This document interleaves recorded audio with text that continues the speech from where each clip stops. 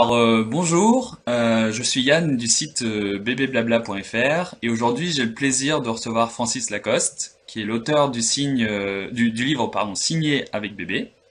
Salut Francis. Bonjour. Alors on fait cette interview par un ordinateur interposé parce que Francis habite à Montréal. Vous allez l'entendre à son fabuleux accent. Et pour tout vous dire, c'est la deuxième fois qu'on fait cette interview parce que on l'a déjà fait la semaine dernière, mais à cause d'un problème technique sur mon ordi, on a tout perdu. Donc merci Francis de te rendre deux fois disponible. C'est super sympa. Et tout à l'heure, tu me demandais, parce que la semaine dernière, j'avais mis mon chandail du Canadien. Tu me demandais si je l'avais, aujourd'hui, je l'avais pas mis. Mais j'ai une autre surprise pour toi. Pour te remercier. Ah, une casquette. Voilà. Tu vois, donc je suis un vrai partisan. J'ai ma casquette aussi. Donc voilà, c'est l'équipe de hockey de Montréal. Mais aujourd'hui, on va pas parler de hockey, donc j'arrive ma casquette. On va parler de langage des signes pour bébé. Francis, est-ce que tu peux nous parler un petit peu de ton histoire avec le langage des signes pour bébé? Oui, oui, oui. Ça commence il y a au-delà, je pense, au-delà de 12 ans. C'était un peu avant mon premier enfant, en fait. J'avais lu un article dans un journal local, Le Devoir, un quotidien montréalais. Et il y avait une chroniqueuse qui parlait de son expérience avec la langue des signes, Ok. avec l'utilisation de la langue des signes avec les bébés. Elle avait son premier enfant, puis donc j'avais été très touché par l'article. Ça me faisait du sens. Puis je m'étais dit à l'époque, si un jour j'ai un enfant, c'est quelque chose que je vais essayer parce que l'idée qu'on peut communiquer comme clairement avec un poupon, d'une manière en fait, ce qui me touchait, c'était de réaliser que finalement, les poupons avaient une vie intérieure, avaient comme... Mhm. Oui, ce sont des êtres humains. Ouais, c'est ça. Et Il faut on peut pas juste communiquer manger et avec faire eux. caca. Exactement. Comme, la vieille image d'un bébé, c'est un tube digestif. Là, non, Ouais. c'était... Euh, puis donc, j'avais été très touché, puis c'est ça, je m'étais fait une note. Puis quelques années plus tard, je pense 2, 3 ans après, euh, on a eu notre premier enfant, finalement, on a eu un premier enfant, Jules, et après quelques mois, donc je savais que on commençait à utiliser ça vers 6, 7 mois. Ou un peu après. Donc, j'avais comme, il n'y avait pas beaucoup de ressources à l'époque. La chroniqueuse avait utilisé un système qui venait des États-Unis. J'avais commandé la même chose sur Amazon. C'était le kit du Dr. Garcia, Baby Mhm. Sign Language. Euh, Ma conjointe à l'époque n'était pas trop sûre, mais c'est comme ça venait avec un DVD, puis sur le DVD, tu vois les, les bébés qui font des signes. Puis, donc là, tout de suite, OK, oui, sinon c'est vrai. Puis c'est ça. Donc, on a commencé à signer avec Jules. Puis après ça, plus tard, on a signé avec les jumeaux, eux aussi. Euh, Puis, beaucoup plus tard, quelques années après, en fait, pendant qu'on signait, euh, il y avait beaucoup d'amis, des connaissances, des collègues avec qui j'en parlais, qui étaient comme, ah oui, c'est intéressant, puis, de savoir comment ça se faisait. Puis, et il y a 4 ans, en fait que j'ai décidé d'écrire un livre Mhm. sur sur mon expérience, puis Ok. aussi un livre pratique, orienté vers la pratique. Donc, c'est vraiment orienté vers, OK, c'est quoi la technique, comment pratiquer, pour diffuser ça auprès d'amis et d'autres. Parce à l'époque, il y a 4 ans, il n'y avait pas beaucoup de ressources en français et il n'y en a toujours pas il Ouais. y en a pas tant que ça. Surtout en format électronique. Donc, il y a énormément, il y a quelques livres, mais sur Internet, en format électronique, c'était pas. Ok, donc c'était vraiment pour combler le manque. Ok. Ouais. Parce que c'est une expérience tellement. Euh, Ça va tellement de soi, en fait, quand on pratique ça, que Alors c'est juste, comme. En fait, j'avais compris, je me suis dit, ça va être quelque chose dans quelques années, ça va être comme, bon, OK, il y a des modes, là, tu sais, c'est comme allaitement, là, on s'est ouais. revenu. Donc, des techniques de base, ça aussi, à mon sens, ça va devenir intégré. On Mhm. en entend un peu plus parler, mais c'est encore très marginal comme pratique. Ouais. Il y a de plus en plus de Tellement, crèches. Il y a de plus en plus de crèches qui l'utilisent et justement Oui. sur Facebook j'ai partagé une vidéo de Radio-Canada qui avait fait un reportage là-dessus sur une crèche, je sais plus où est-ce qu'elle était la crèche mais au Québec. Et c'est vrai que ça se démocratise. Mais voilà, ça prend un peu de temps et c'est aussi pour ça que nous on a lancé bbblabla.fr pour justement accompagner et faire connaître cette méthode qui est vraiment incroyable quoi.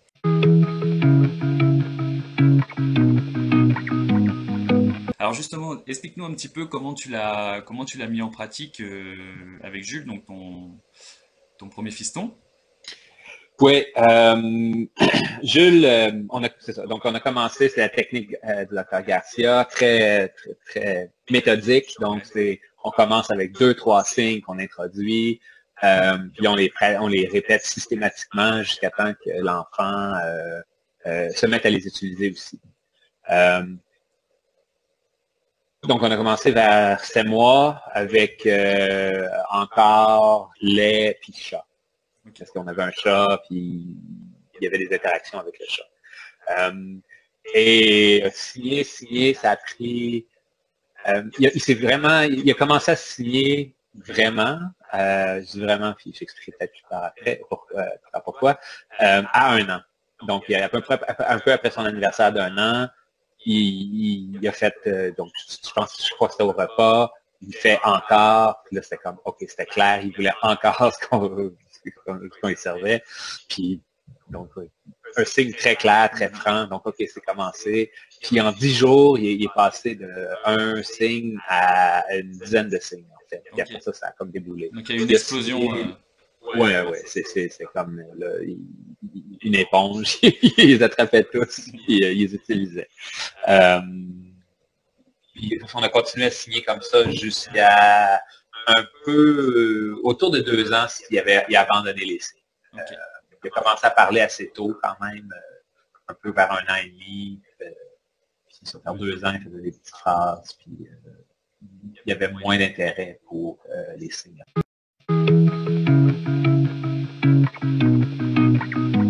Du coup, est-ce que tu penses que les signes l'ont aidé à parler un peu tôt? Parce que c'est vrai qu'un an et demi, c'est relativement tôt.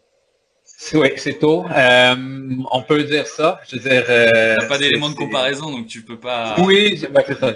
J'ai peu d'éléments de comparaison. Puis en fait, j'ai fait des recherches. Bon, ok, il y a plein de recherches qui Ouais. disent que la langue des signes. Parce qu'en fait, bon, ça c'est comme la question, la première question que tout le monde se C'est ça. pose. Quand on pratique ça, la famille, si vous commencez, vous embarquer dans cette expérience, vous allez voir votre entourage. Il y a au moins une personne dans votre entourage, si ce n'est pas 10, qui va vous demander, mais ça risque pas de retarder le langage ou parce qu'ils seraient paresseux, ils apprendront pas à parler. Euh, tous ceux qui ont pratiqué, qui ont utilisé ça en pratique, non, c'est pas comme ça que ça fonctionne. S'il y a quelque chose, ça aide le Ouais. langage, le développement précoce du langage oral. Parce qu'on n'arrête pas Euh, de parler en fait.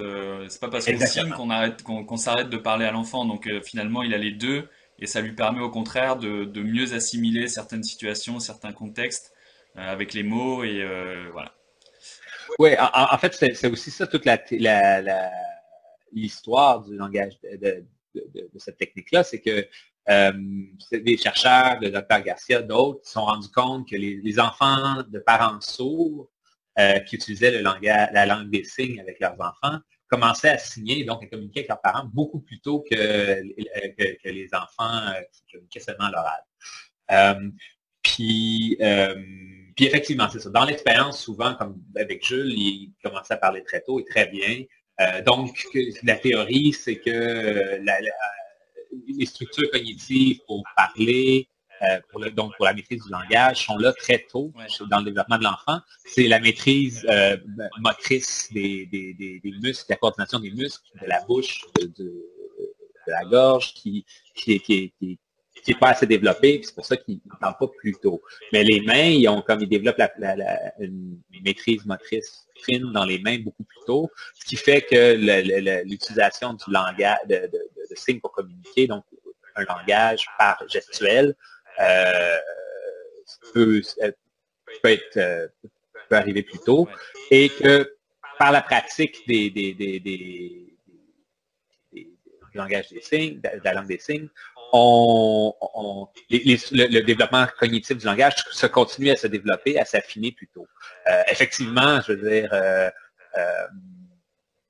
Jules, quand il a commencé à parler, il faisait des distinctions avec des différents signes, il y avait beaucoup plus de vocabulaire, juste avec un signe, qu'un enfant qui n'aurait pas un vocabulaire de signes. Donc, oui. Bon, il y a eu d'autres recherches après ça quand j'ai regardé, c'est que c'est peu concluant. Dans le sens que c'est pas systématique. C'est que, en fait, la recherche montre que c'est peut-être pas le langage des signes qui fait que les enfants parlent plus tôt, mais parce qu'une expérience comparée, c'est-à-dire que si un groupe pratique la langue des signes avec leurs enfants, puis l'autre a juste comme beaucoup d'attention parentale, de communication avec l'enfant, il n'y a pas de différence dans le développement du langage. Donc, c'est pas... Il semblerait que c'est plus l'interaction parent-enfant qui fait que l'enfant se développe plus, ce qui est somme toute assez logique. Et donc le langage des signes, pour bébé, c'est un moyen d'être en interaction avec son enfant. Et puis de toute façon, on fait pas ça pour qu'il parle plus tôt. C'est pas le but. Non. Le but, c'est vraiment justement de communiquer, de lui donner un moyen de communication. Alors que, comme tu l'as expliqué, ses muscles ne sont pas encore assez développés pour qu'il puisse parler, alors qu'il a des choses à communiquer.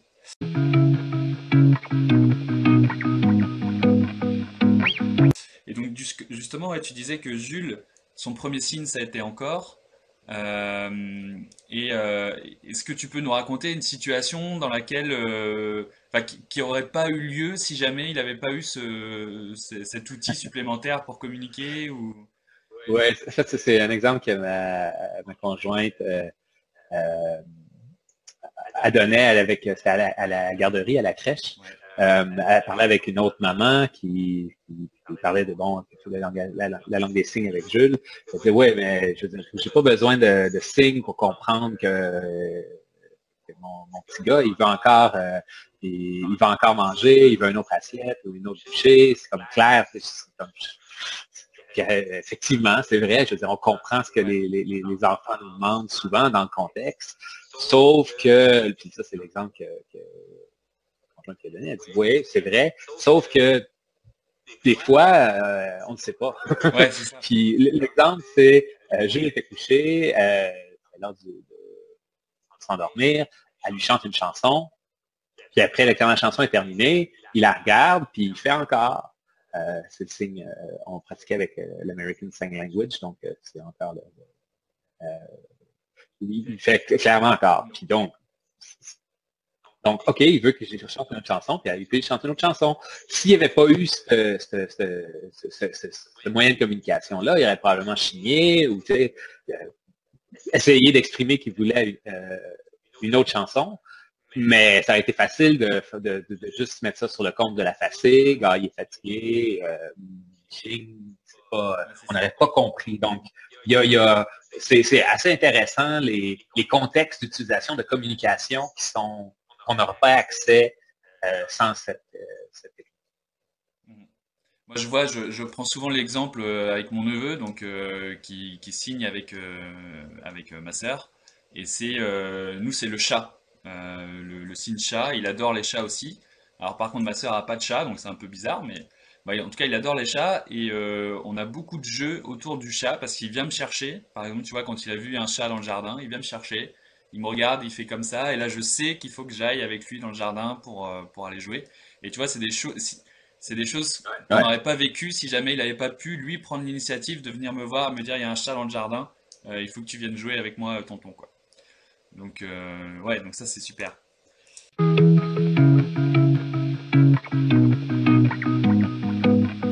Et du coup, après Jules, tu as eu deux autres enfants, deux petits gars encore, je crois.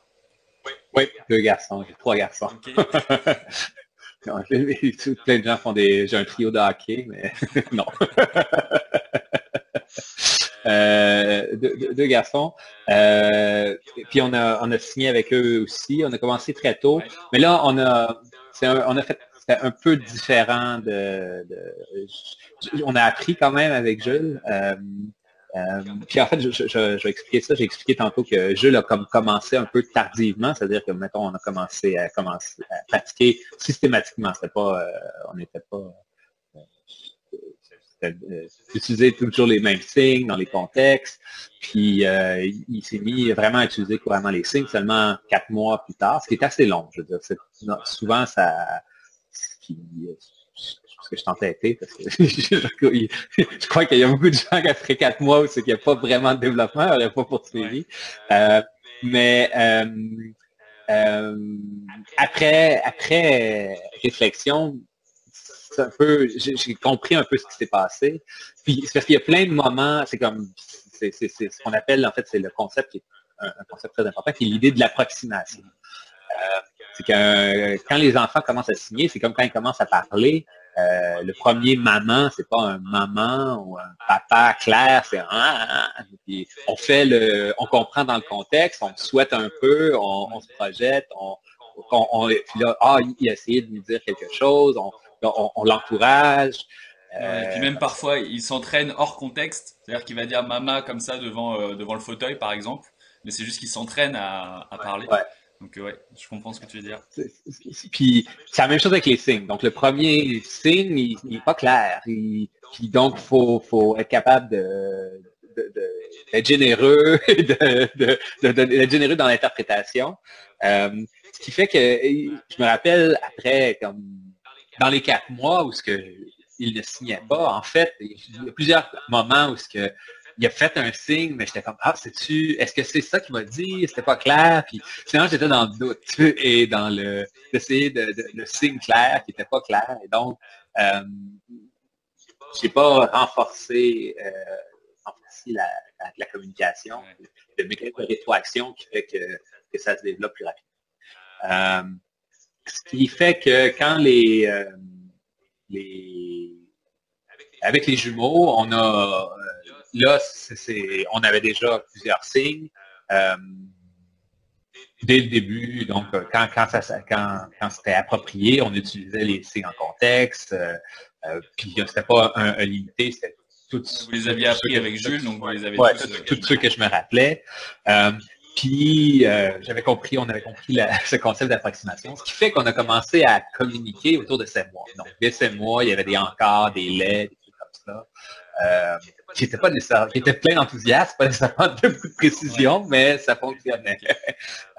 Donc c'est ça. Avec les jumeaux, ça a été donc, plus... Le conseil qu'on pourrait donner, c'est presque même si on n'est pas certain, enfin quand on n'est pas certain que c'est un signe, c'est plutôt de faire semblant que ce soit un signe et d'encourager le bébé à continuer.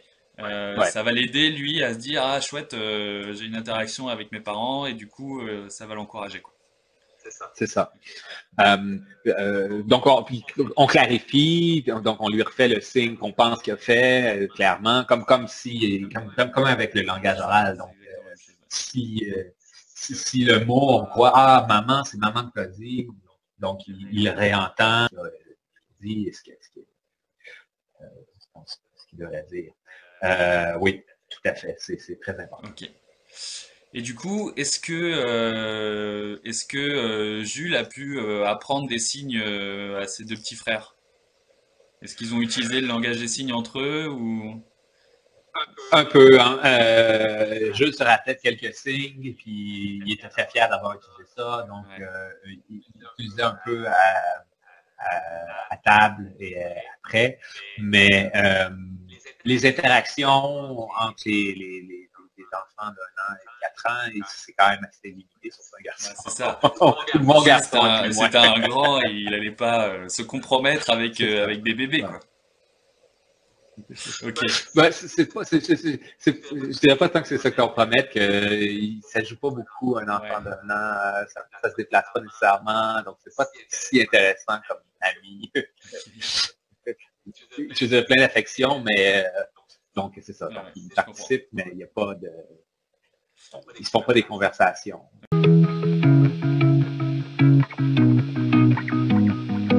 Donc du coup, tu disais que donc ta compagne a embarqué tout de suite en voyant les enfants signés dans le DVD. Est-ce que dans ton entourage, enfin, ça a été quoi la réaction des gens de ton entourage quand ils t'ont vu signer, quand ils ont vu tes enfants signer? Ça a été,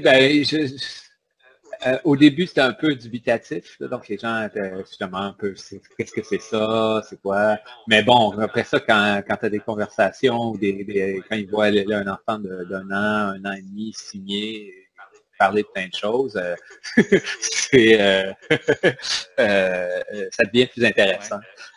Justement, à la crèche, il y a des éducatrices qui sont intéressées. Une autre anecdote, c'était un jour ma conjointe va le chercher, il y avait un an un peu, puis avant de partir, Jules, il pointe, il est excité, il fait le signe biscuit, puis il était là, c'est comme biscuit, comment ça biscuit, pourquoi tu fais un biscuit? Puis là, l'éducatrice a dit, ça va être une expression truculente, mais c'est la première fois que je me fais stouler par un enfant d'un an, parce qu'il avait effectivement, leur avait donné des biscuits en collation, puis il en voulait un autre. Puis bon, stouler, ça veut dire dénoncer. Ou délation. ok, Donc, ah oui, bah, c'est à double tranchant, hein. On donne la parole aux enfants, après ils communiquent, hein. donc, ils ont eu des intérêts, ils voulaient comme savoir un peu plus sur la technique et tout comme ça. Ils n'ont pas installé de programme, Ouais. mais les éducatrices devenaient sensibilisés, ils savaient c'était quoi. Puis, avec les jumeaux, c'est ça, l'éducatrice qui avait eu Jules, elle nous a demandé, OK, c'est quoi les signes qu'on fait pour qu'elle les apprenne, qu'elle puisse les utiliser, et comprendre quand les jumeaux les utilisaient à la garderie. Parce que en fait, c'est ça, c'est que plus il y a de gens autour dans le milieu qui vont être capables de répondre à ces signes-là, plus l'enfant va être stimulé à les utiliser. Euh, encore à la peur qu'ils ne développent pas l'oralité. Ils savent, ils sont là, ils voient ce que les gens autour pour communiquer parlent, Mm. utilisent des sons. Donc, ils veulent communiquer, ils vont utiliser ce qu'ils peuvent pour communiquer avec les gens. Euh, si les signes, ça fonctionne juste avec papa ou maman, c'est correct, mais plus il y a de gens, plus ça devient C'est intéressant. ça, c'est normal. Il fait plus d'expérience, il y a plus de contexte, donc forcément il apprend plus vite. Ça, ouais. Mais comme tu dis, il suffit juste qu'il y ait même que maman ou que papa, et c'est déjà super pour le bébé, quoi. Ouais, ben en fait, faut qu'au minimum, la personne qui s'occupe le plus, qui est souvent la maman, mais ce qu'on, la personne de premier soin, je pense que c'est comme ça qu'on appelle ça, l'utilise. Sinon, ça ne marchera Ouais. pas. Si la personne qui s'occupe le plus du bébé n'utilise pas la langue des signes pour communiquer, il n'y aura pas d'intérêt pour le bébé à essayer.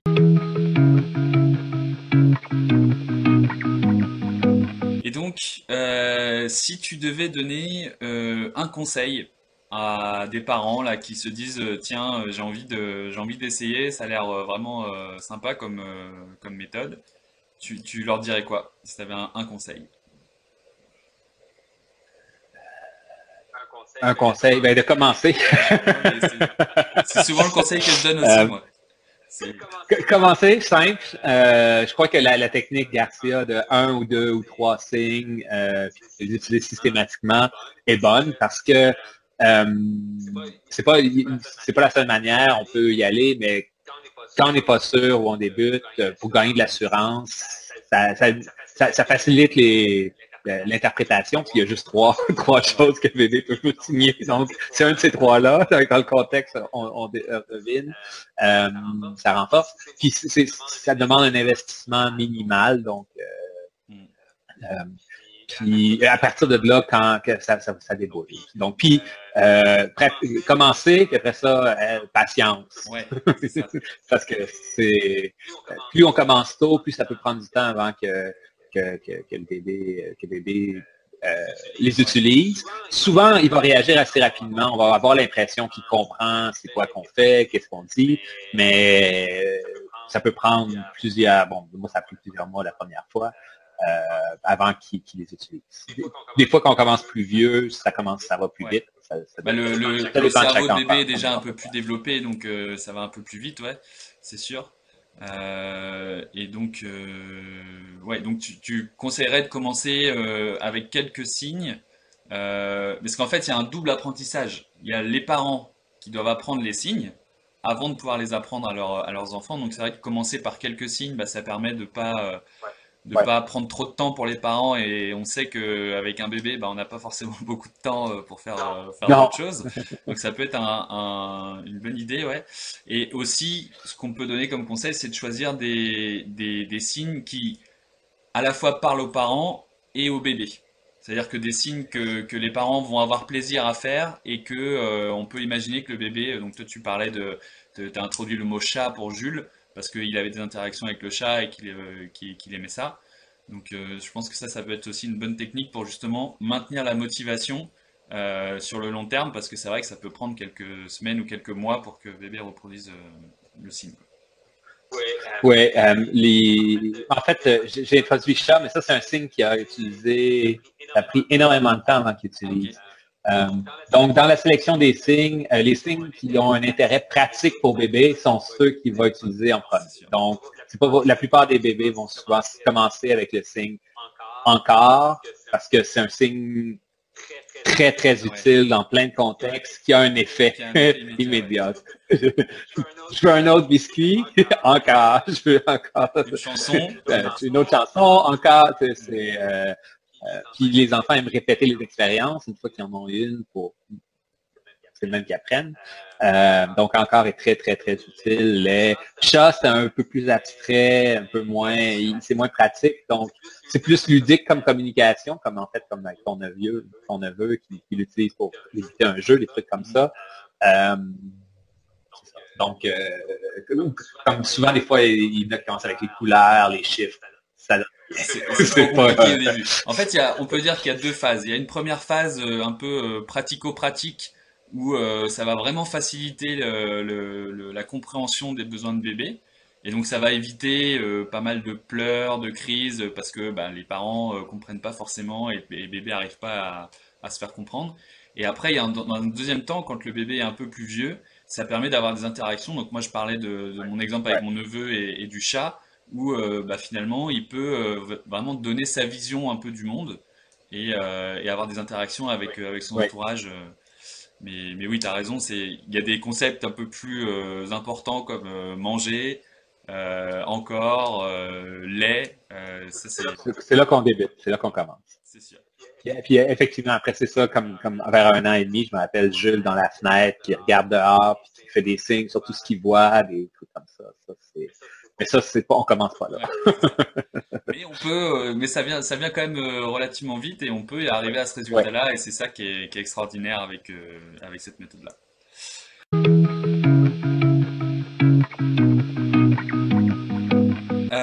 Alors j'ai une dernière question pour toi. Elle est un peu compliquée. Donc, ça va peut-être te demander de réfléchir un petit peu. Mais en gros, si tu pouvais te poser à toi-même une question sur le langage des signes pour bébé, ce serait quoi?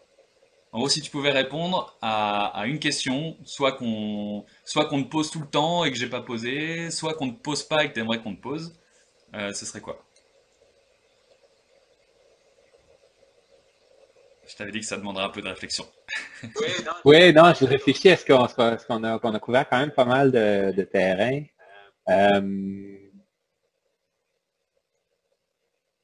Il n'y a rien qui vient à l'esprit. En fait, ce que j'ai le goût de dire, c'est, je ne sais pas ce serait quoi la question. On va jouer à Jeopardy. Je vais donner la réponse, tu trouves la question. C'est de mettre l'emphase sur j'ai de la misère à trouver le mot, c'est simplicité. En fait, c'est en tant que parent, surtout quand c'est un premier enfant, c'est souvent à ce moment-là qu'on s'en met énormément sur les épaules. Il y a comme toujours une angoisse de performance, puis la langue des signes, c'est comme une autre affaire qu'on peut rajouter, une autre raison de stresser, de choses qu'on devrait faire, etc., etc.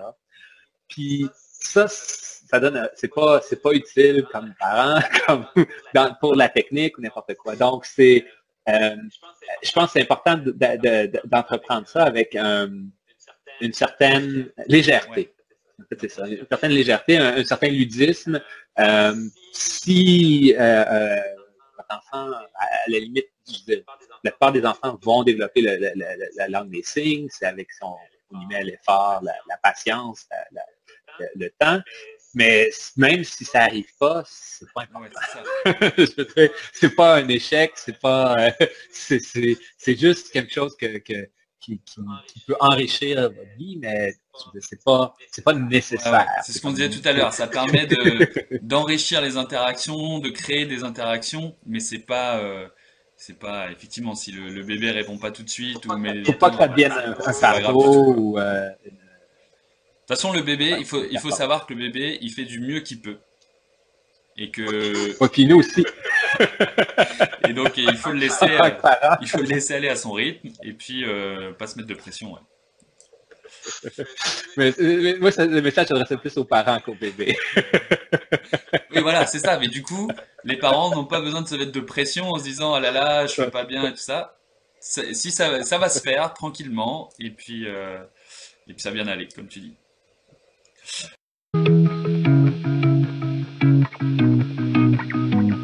Bah, merci beaucoup. Je te remercie Yann, puis merci aussi ça me prend d'autres le plus de gens qui vont parler de cette technique-là, le plus plus de gens vont la connaître, vont l'utiliser, puis les gens vont pouvoir en bénéficier. Puis aussi, c'est ça, c'est comme les gens qui font ça aujourd'hui sont un peu des pionniers, mais quand ça va être il y a personne qui, justement, c'est pas une performance de nourrir son enfant tous les jours ou d'y parler. Je veux dire, donc, quand ça va devenir un peu normal et commun, donc on est encore loin de ça, ça va être plus facile aussi parce que en fait, vous êtes chanceux en France parce qu'il y a beaucoup de garderies et de crèches qui ont ce programme-là. Ça aide, parce que quand il y a une continuité entre la crèche et la maison, ça favorise ce développement-là aussi. Donc, merci de continuer l'effort de diffusion moi, mon objectif, c'est Bébé Blabla, je l'ai monté, on est en train de le monter avec ma sœur, qui elle vit en Écosse, donc c'est comme ça qu'elle a découvert le langage des signes pour bébé. Et moi, j'étais en vacances chez elle là, il y a quelques mois. Et il y a une chose qui m'a surprise et que je me suis dit, si on arrive à avoir cette situation-là en France, ça veut dire qu'on aura réussi ce qu'on veut faire avec Bébé Blabla. C'est qu'on était au restaurant et la serveuse signait avec mon neveu. Donc c'est quasiment lui qui a choisi dans le menu ce qu'il voulait, il parlait avec elle, il lui faisait les signes et tout, elle comprenait, il se répondait. Et bon, j'exagère un petit peu, c'est pas, tu vois, c'est pas, voilà. Mais si on arrive à avoir cette situation-là où les bébés peuvent commander directement au restaurant sans avoir besoin de passer par leurs parents, et ben on aura réussi ce qu'on veut faire avec Bébé Blabla. C'est un bon test. On n'est pas encore là, mais on va travailler fort pour. Bon, bah merci beaucoup Francis. Je te souhaite une bonne journée.